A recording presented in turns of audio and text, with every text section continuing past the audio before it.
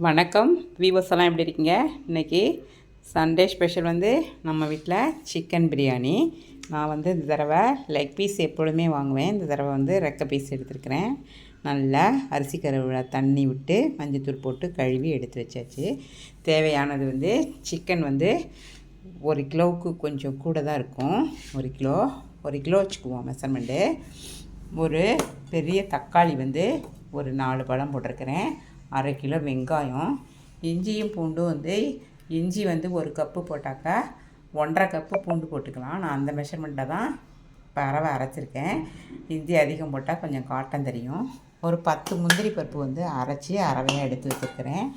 கரம் மசாலா இது வந்து ஏலக்காய், கிராம்பு, பட்டை எல்லாம் போட்டு ஒரு மெஷர்மெண்ட்டு அந்த அளவு பிரகாரம் போட்டு நான் அரைச்சி பவுட்ரு பண்ணி வச்சுருக்கேன். இது வந்து இந்த 1 கிலோவுக்கு வந்து பெரிய ஸ்பூனில் 1 ஸ்பூன் போட்டாவே போதும்.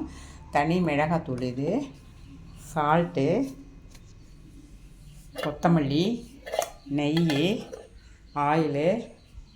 இந்த பச்சை பொன்னி தான் நான் பிரியாணிக்கு நான் இன்றைக்கி போட போகிறது. இது வந்து 1க்கு 2 தண்ணி விட்டுட்டு ஒரு டீ கிளாஸில் 1 கிளாஸு தண்ணி விட்டுக்கலாம் நம்ம. அதுதான் மெஷர்மெண்ட்டு.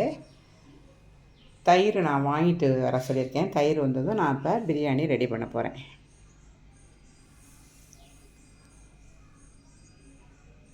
பிரியாணி எப்பொழுதுமே இந்த மாதிரி ஒரு கெட்டி பாத்திரத்தில் செய்யுங்க. அப்போ தான் கொஞ்சம் ஃப்ரீயாக இருந்தாலும் நமக்கு பிரியாணி நம்ம தம்மில் போடும் பொழுது கணுசம் காணும், நல்லா புளிங்கி நல்லா வரும்.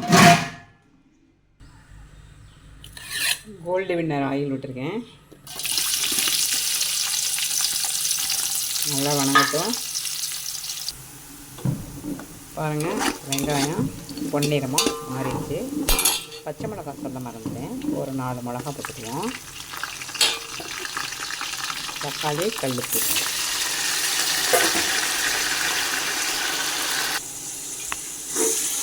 தக்காளி நல்லா வணங்கிருக்கு பாருங்கள்.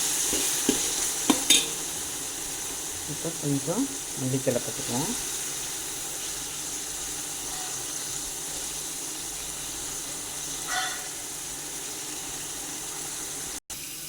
பெரிய ஸ்பூனில் 1 ஸ்பூன் வந்து தனி மிளகாத்தூள் வச்சுருக்கேன், போட்டுக்குவோம். சின்ன ஸ்பூனில் நல்லா 1 ஸ்பூன் வச்சுருக்கேன் கரம் மசாலா போட்டுக்கலாம். உங்களுக்கு காரம் அதிகம் தேவைன்னா நீங்கள் போட்டுக்கலாம்ப்பா. நான் வந்து கம்மியாக தான் போட்டிருக்கேன்.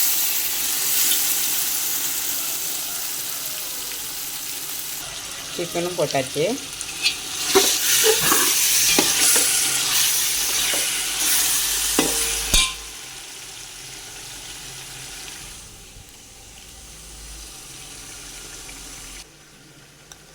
இந்தளவுக்கு இஞ்சி பூண்டு விழுது போடுவோம்.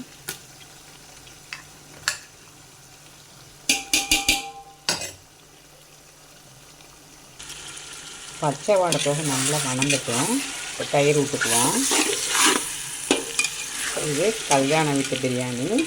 இதுதான் இருக்கும், டேஸ்ட்டாகவும் இருக்கும். ட்ரை பண்ணி சேர்க்குறேன்.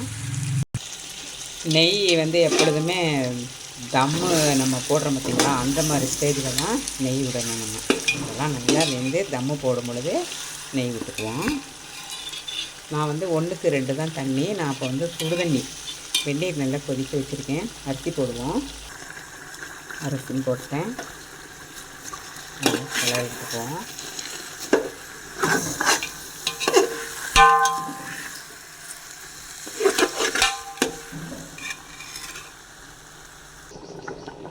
ஒன்றுக்கு 2 சின்ன டீ கிளாஸில் 1 கிளாஸ் எக்ஸ்ட்ரா தண்ணி ஊற்றிருக்கேன். சுடுதண்ணி ஏன் விட்டேன்னா சீக்கிரம் நல்லா வேலை முடியும் அப்படிங்கிறனால.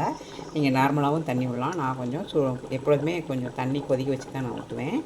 ரெடி ஆகட்டும். சால்ட்டு காரம்லாம் பார்த்துக்கோங்க. உடைச்சி வச்ச முந்திரி இதையும் இப்போ மிக்ஸ் பண்ணிடுவோம். சாப்பாட்டில் போட்டேன் பாருங்கள், நல்லா வேகட்டும். இந்த மாதிரி ஸ்டேஜில் தான் நெய் விடணும். இப்போ நெய் விட்டுருக்கேன் பாருங்கள். இப்போ நம்ம தம்முக்கு போட போகிறோம். அடியில் நான் தோசைக்கல் போடுவேன், அடி உட்காராது. அடியில் தோசைகள் போட்டேன். ஒரு 15 நிமிஷம் தம்மில் போடுவோம். மேலே வெயிட்டு தான் பார்ப்பேன், வேறு ஒன்றும் இல்லை. தம்மு ரெடி ஆகிட்டுருக்கு. ஒரு 15 நிமிஷம் வைக்கலாம். அடுப்பு வந்து ஸ்லோவாக இருக்கணும்ப்பா. தம்மு ரெடி ஆகிடுச்சு பாருங்கள். பாருங்கள் எப்படி பிரியாணி வந்திருக்குன்ட்டு.